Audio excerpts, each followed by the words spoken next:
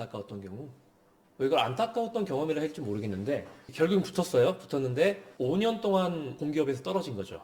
근데 왜 안타깝냐면 이분이 뭐 스펙이 모자르다거나 자소서나 이력서가 좀 부족하다거나 그러진 않았어요. 다만 우리가 어떤 사람을 평가하거나 판단을 내릴 때 세 가지의 큰 요소가 있거든요. 첫 번째가 기술적 요소. 이게 이제 스피치, 말투, 자세, 제스처, 눈으로 보여지거나 귀로 듣거나 느낄 수 있는 모든 것들. 이런 것들을 이제 기술적 요소라고 하고, 그리고 심리적 요소가 있어요. 이거는 약간 좀 더 많은 사람들과 상호작용해야 되는 그런 직무에 어울리는 건데, 기본적으로 자신감과 자존감이 되겠죠. 그리고 기본적으로 다른 사람들과의 어떤 상식적인 또는 대다수의 사람들이 상식적으로 이해할 수 있는 감정의 이 범위라고 할까요? 공감의 문제. 충분히 일반 사람들처럼 공감을 하고 그 조직이나 현장 분위기에 적응할 수 있느냐. 이런 부분이 이제 심리적 요소라고 하겠고, 세 번째는 구조적 요소예요. 말의 구조. 누군가를 설득하기 위해서 어떤 말을, 어떤 맥락으로, 어떤 흐름으로 구성할 것이냐. 어떤 컨텐츠를 활용할 것이냐.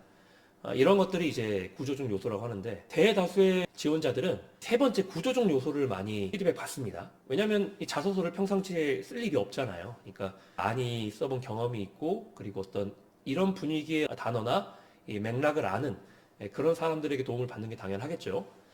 근데 이분 같은 경우는 구조적 요소에 문제가 별로 없었어요. 그리고 심리적 요소에도 별로 문제가 없었고 특이하게 이 기술적 요소. 왜냐하면 이분의 스펙이 뭐랄까 굉장히 자기 개발에 가까운 스펙이에요. 자격증, 학력, 어학 점수. 근데 공기업에서는 물론 능력 중요하겠죠. 하지만 막상 능력을 최우선으로 하는 사람에게는 그 공기업의 근무 환경이나 분위기가 그렇게 적응하기가 쉽지 않아요. 왜냐하면 공기업은 일반 기업과 다르게 어떤 사익을 추구하는 곳이 아니에요. 공리를 추구하는 곳이죠.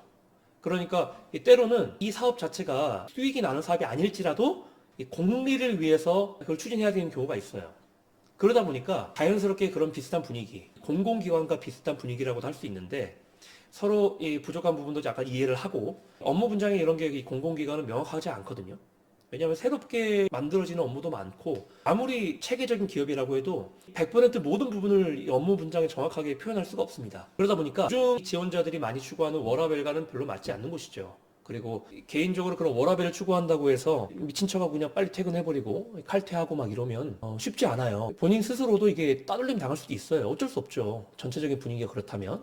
근데 이분은 협력이나 대인관계적인 측면에 대한 언급이 전혀 없었고 자신의 스펙, 내가 이런 정도의 스펙과 이 학력과 이 역량이 있으니까 나를 뽑아야 된다.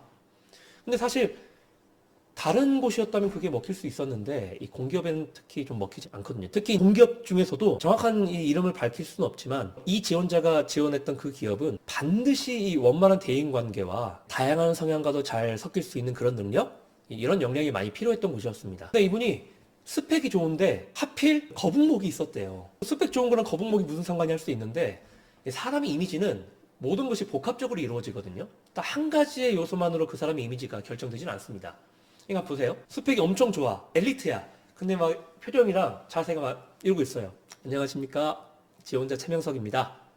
이러면 어떻게 느껴지죠? 오히려 이 고스펙임에도 불구하고 이 사람이 사교성 있어 보이고 이제 겸손해 보이고 이 친구가 오면 우리 조직 분위기가 엄청 화목해질 것 같아. 좋아질 것 같아. 이렇게 생각할 수 있잖아요. 근데 이분이 일자목이 있었어요. 스펙이 엄청 좋아요. 그리고 표정도 별로 없어요. 그러니까 안녕하십니까. 대인관계가 좋은 최명석입니다. 어떻게 보여요? 대인관계 좋아 보입니까?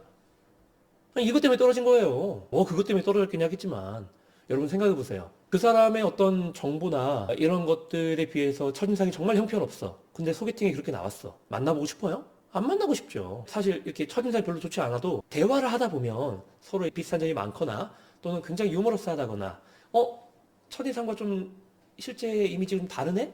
라고 생각하게 된다면 가능성이 있죠. 근데 면접엔 그럴 수가 없어요. 왜냐? 첫인상은 별로 좋지 않더라도 이 사람의 실제 성향이 이러이러하구나 라고 알아볼 수 있기까지 필요한 시간이 없어요. 기껏해야 30분, 15분, 10분.